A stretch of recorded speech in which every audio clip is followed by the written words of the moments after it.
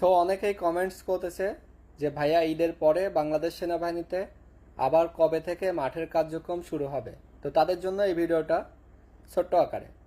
বাংলাদেশ সেনাবাহিনীর অফিসিয়াল কার্যক্রম আবারও ঈদের পর শুরু হয়ে গিয়েছে। আপনারা জানেন যে বাংলাদেশ সেনাবাহিনীতে প্রতি বছর সৈনিকে ছেলে এবং মেয়ে ভর্তি করানো হয়।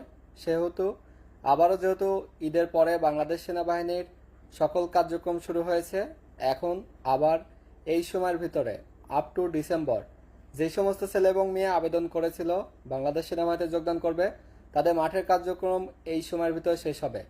দেখা যাচ্ছে যে এই 24 সিজনে অনেকেই কিন্তু অ্যাপ্লিকেশন করেছে, এদের ভিতরে বেশ কয়েকজনের মাঠ হয়েছে, তাদের অনেকের চাকরি হয়েছে, আবার অনেকের চাকরি হয় নাই।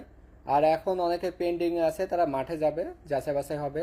তো যারা সর্বাত্মক ভালো প্রস্তুতি নিয়ে যাবে তাদের কিন্তু চাকরি হয়ে যাবে। সেহেতু তোমরা যেই সমস্ত ছেলে এবং মেয়ে আছো বাংলাদেশ সেনাবাহিনী